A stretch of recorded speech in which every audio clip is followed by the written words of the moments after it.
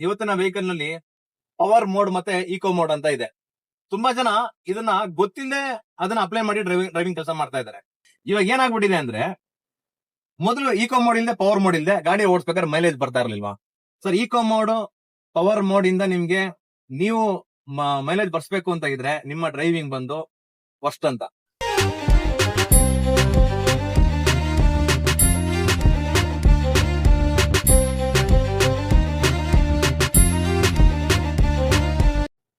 Sir, ಇವತ್ತಿನ vehicle ನಲ್ಲಿ ತುಂಬಾ ಅಡ್ವಾನ್ಸ್ ಟೆಕ್ನಾಲಜಿ ಬಂದಿದೆಯಲ್ಲ. ಇವತ್ತಿನ ವೆಹಿಕಲ್ ನಲ್ಲಿ ಪವರ್ ಮೋಡ್ ಮತ್ತೆ ಈಕೋ ಮೋಡ್ ಅಂತ ಇದೆ. ತುಂಬಾ ಜನ ಇದನ್ನ ಗೊತ್ತಿಲ್ಲದೆ ಅದನ್ನ ಅಪ್ಲೈ ಮಾಡಿ ಡ್ರೈವಿಂಗ್ ಕೆಲಸ ಮಾಡ್ತಾ ಇದ್ದಾರೆ.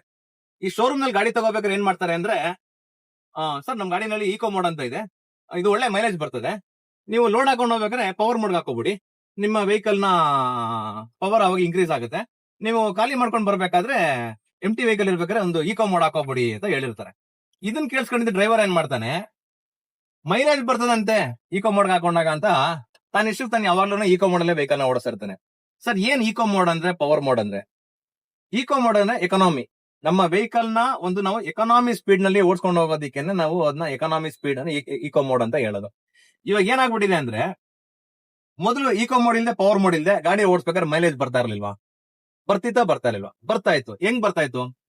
ತನ್ನ ಕಾಲ್ನಲ್ಲೇನೆ ಯಾವ ರೀತಿ ಮೈಲೇಜ್ ನ ಬರ್ಸ್ಬೇಕು ಅಂತ ತನ್ನ ಕಾಲ್ನಲ್ಲೇನೆ ಎಕ್ಸ್ಲೇಟರ್ ನ ಎಷ್ಟು ರೈಸ್ ಮಾಡಬೇಕು, ಎಷ್ಟು ರೈಸ್ ಮಾಡಬಾರ್ದು, ಇಷ್ಟು ರೈಸ್ ಮಾಡಿದ್ರೆ ನನ್ ಗಾಡಿ ಲೆವೆಲ್ ಅಲ್ಲಿ ಹೋಗುತ್ತೆ, ಜಾಸ್ತಿ ರೈಸ್ ಮಾಡಿದ್ರೆ ನಮ್ ವೆಹಿಕಲ್ ಬಂದು ಡೀಸೆಲ್ ಕುಡಿಯುತ್ತೆ ಅಂತ ಡ್ರೈವರಿಗೆ ಗೊತ್ತಿತ್ತು.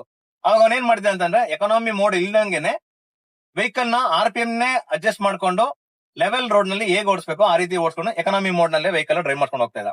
ಬಟ್ ಇವತ್ತಿನ ಜನರೇಷನ್ ಅಲ್ಲಿ ಏನಾಗ್ಬಿಟ್ಟಿದೆ ಅಂತಂದ್ರೆ, ಅದೇನೋ ಗೊತ್ತಾಗದಂತೆ ಅವ್ರಿಗೆ ಸುಮ್ನೆ ಒಂದ್ ಗಾಡಿ ಸ್ಪೀಡ್ ಆಗಿ ಹೋಯ್ತಾ, ನಾನು ಸ್ಪೀಡ್ ಆಗಿ ಹೋಗ್ಬೇಕು, ಒಂದ್ ಗಾಡಿ ಓವರ್ಟೇಕ್ ಮಾಡ್ಬಿಡ್ತಾ, ನಾನು ಓವರ್ಟೇಕ್ ಮಾಡ್ಬೇಕು ಅಂತ ಏನ್ ಮಾಡ್ತಾರೆ ಅಂದ್ರೆ ಆಕ್ಸಿಡೆಂಟ್ ಹಿಡ್ಕೊಂಡು ತುಳಿದು ಬಿಡ್ತಾರೆ.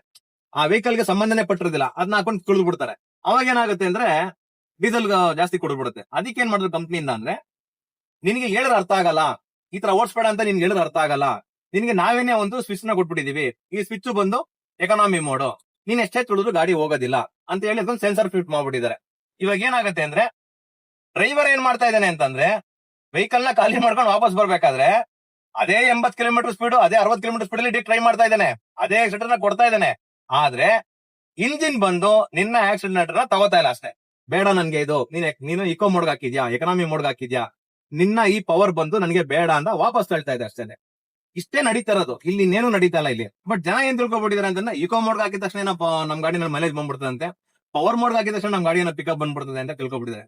ಸರ್, ಇವತ್ತಿಗೂ ನಾನು ಪವರ್ ಮೋಡ್ ನಲ್ಲೇ ಹಾಕೊಂಡು ಖಾಲಿ ಗಾಡಿನುವೆ, ನನ್ನ ಸ್ವಂತ ಗಾಡಿನ ಆರಾಮಾಗಿ ಒಂದು 15 RPM ಒಳಗಡೆನೆ ಗಾಡಿನ ಓಡಿಸ್ಕೊಂಡು ಬಂದು, ಚಿಕ್ಕ ಗಾಡಿನ ತರದು 4 ವೀಲರ್ 22ವರೆಗೂ ಮೈಲೇಜ್ ಬಂದಿದೆ ಸರ್. ಶೋರೂಮ್ ಅವರನ್ನೇ ಕೇಳಿದಾರೆ, ಸರ್ ಹೆಂಗೆ ಈ ತರ ಮೈಲೇಜ್ ಬರ್ತಾ ಇದೆ ಅಂತ ಹೇಳ್ಬಿಟ್ಟು.